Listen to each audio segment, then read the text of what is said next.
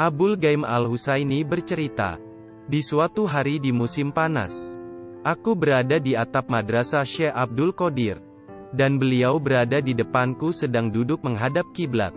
Kemudian aku melihat seorang pria berpakaian putih memakai surban. Dengan ekor surban di antara dua pundaknya sedang meluncur dari udara. Tepat di atas Syekh. Ia menukik turun seperti seekor burung elang yang menyambar mangsanya. Dan duduk di hadapan sang Syekh. Setelah mengucapkan salam kepada sang Syekh, orang tersebut kembali terbang dan menghilang dari pandangan mata. Aku bangkit mencium tangan sang Syekh, dan bertanya tentang orang tersebut. Beliau menjawab, dia adalah salah seorang Rijalul Gaib yang sedang berkelana. Syekh Abu Umar dan Utsman As-Sairafi serta Syekh Abu Muhammad Abdul Haq Al-Harimi meriwayatkan, kami sedang berada di hadapan sang Syekh pada hari Minggu tanggal 3 Safar 555 Hijriah. Tiba-tiba beliau bangkit dan berwudu dengan beralaskan kap-kap, alas kaki dari kayu, lalu salat 2 rakaat. Setelah salam, tiba-tiba beliau berteriak dengan sangat kerasnya, dan melemparkan kap-kap tersebut ke udara, yang kemudian menghilang dari pandangan kami. Lalu beliau berteriak keras, dan melemparkan pasangan kap-kap yang satu lagi ke udara, dan juga kemudian menghilang dari pandangan kami. Tidak ada seorang pun dari kami yang berani bertanya kepada beliau mengenai hal tersebut. 23 hari kemudian, datanglah serombongan kafilah. Mereka berkata, kami memiliki barang yang dinazarkan kepada sang Syekh, dan meminta izin untuk bertemu dengan beliau.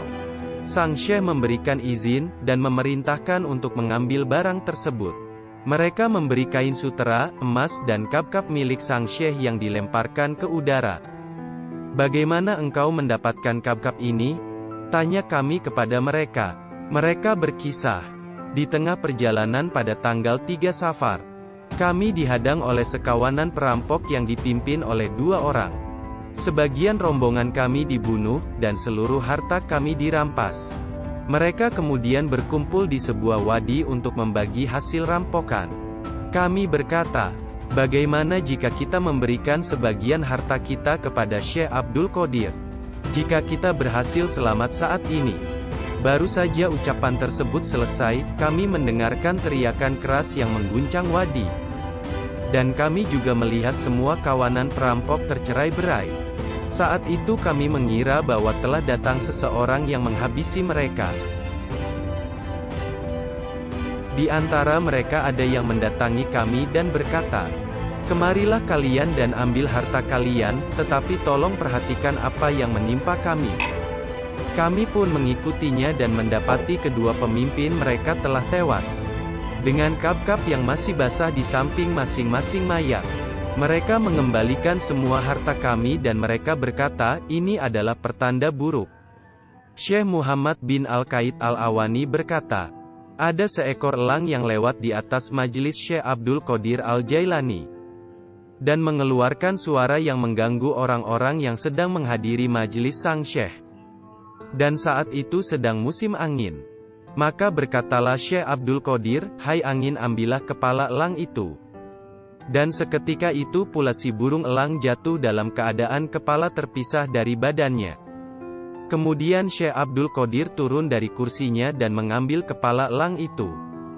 Kemudian mengusap bagian tubuh elang tersebut seraya mengucapkan Bismillahirrahmanirrahim. Maka burung elang tersebut hidup kembali dan terbang atas izin Allah, dengan disaksikan oleh orang-orang yang hadir.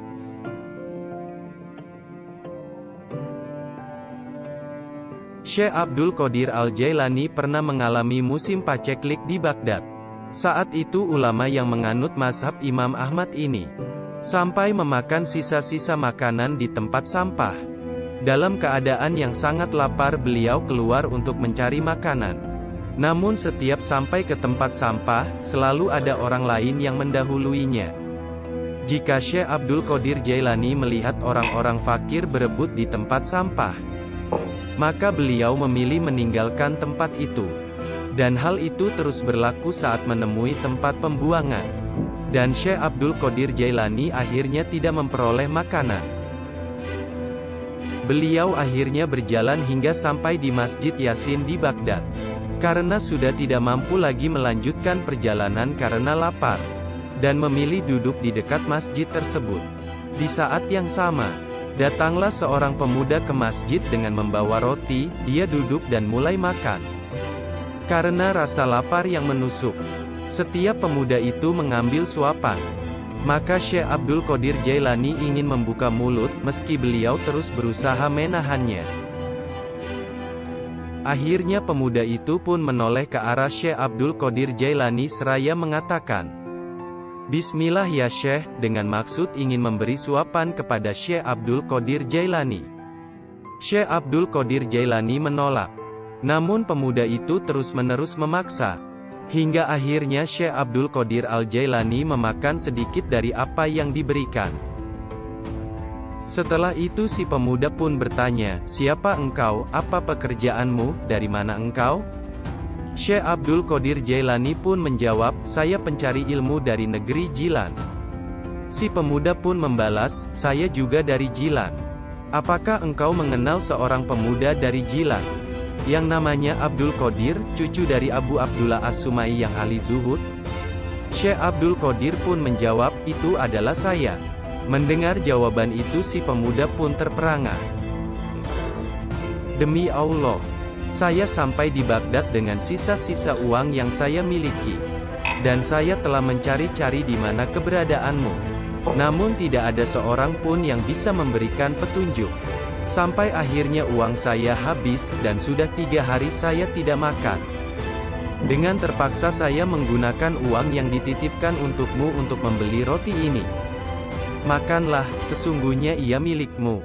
Syekh Abdul Qadir Jailani pun bertanya, apa yang sebenarnya terjadi. Pemuda itu pun menjelaskan bahwa ibu Syekh Abdul Qadir Jailani telah menitipkan kepadanya 9 dinar. Untuk disampaikan kepada Syekh Abdul Qadir Jailani. Dan uang itu pun sudah berkurang untuk dibelikan roti. Syekh Abdul Qadir Jailani pun merelakannya dan memberikan kepada pemuda itu sisa roti serta sebagian dinar. Meski menolak untuk meminta-minta, Syekh Abdul Qadir Jailani tetap memperoleh rezeki.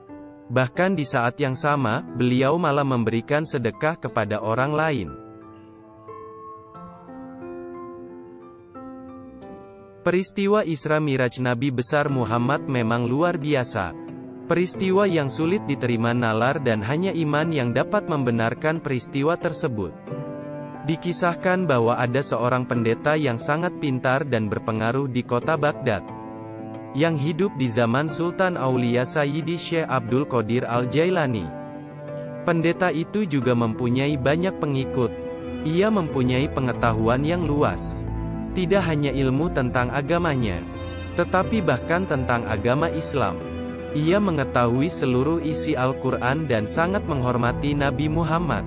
Khalifah pimpinan pemerintahan Islam saat itu pun juga menghormati pendeta tersebut, dan berharap agar nanti sang pendeta mendapatkan hidayah Allah untuk masuk ke agama Islam beserta jamaah pengikutnya.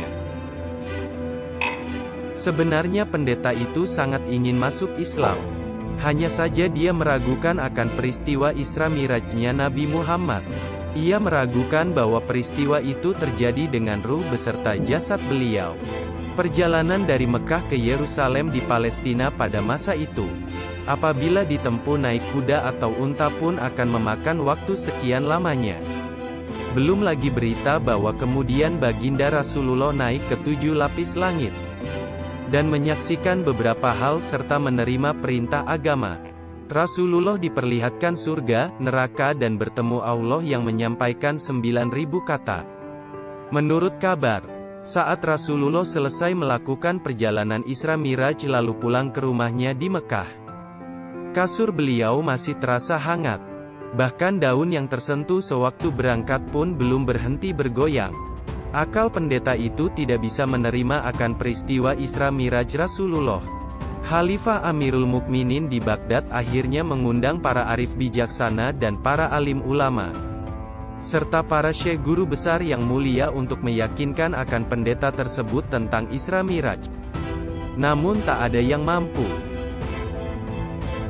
Kemudian suatu sore, Khalifah memohon kepada Hadrah yang mulia, Syekh Abdul Qadir Al-Jailani untuk meyakinkan si pendeta, dan menjelaskan akan kebenaran peristiwa Isra Miraj.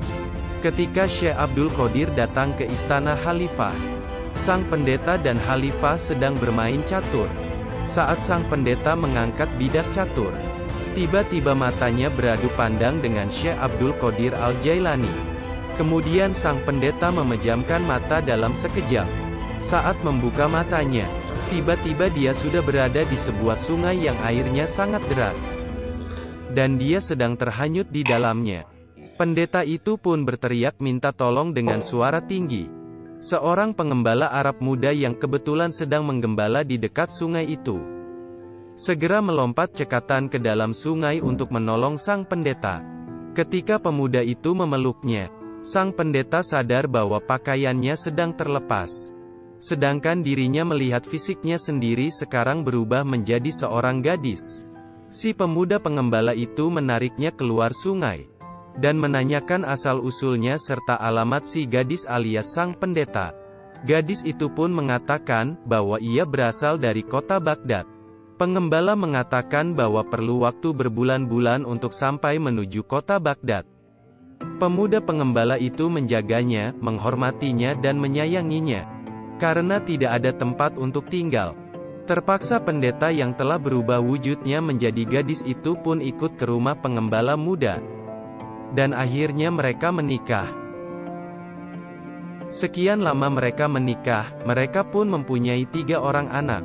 Suatu hari saat istri penggembala itu alias sang pendeta hendak mencuci pakaian di tepi sungai yang dulu pernah menghanyutkannya, lama dia amati sungai itu, hingga tak sadar dia pun tergelincir jatuh ke dalam sungai. Seketika itu pula sang pendeta tersadar dan membuka matanya. Ia dapati dirinya lagi sedang duduk di hadapan Khalifah, bermain catur dan berpandangan mata dengan Syekh Abdul Qadir Al-Jailani, yang berkata kepada pendeta, "Wahai pendeta yang malang, apakah engkau belum mau mengakui tentang Isra Miraj?" Pendeta yang masih ragu itu menganggap apa yang dialaminya baru saja hanyalah mimpi belaka, yang entah bagaimana bisa hadir dalam sekejap selama matanya terpejam ketika berkedip tadi. "Apa yang Tuan maksud?" kata pendeta tersebut. "Apakah engkau ingin bertemu dengan suami dan ketiga anakmu?" tanya Syekh sambil membuka pintu istana. Tampaklah di depan istana telah berdiri seorang pria dan ketiga orang anaknya. Pria itu adalah penggembala dalam mimpinya. Penggembala yang menjadi suami dan ayah dari ketiga anaknya mengalami peristiwa itu. Sontak sang pendeta pun masuk Islam dan menyatakan akan kebenaran peristiwa Isra Miraj baginda Nabi Muhammad, dan bersyahadat dengan dibimbing oleh sang Sultanul Aulia, Syekh Abdul Qadir Al-Jailani.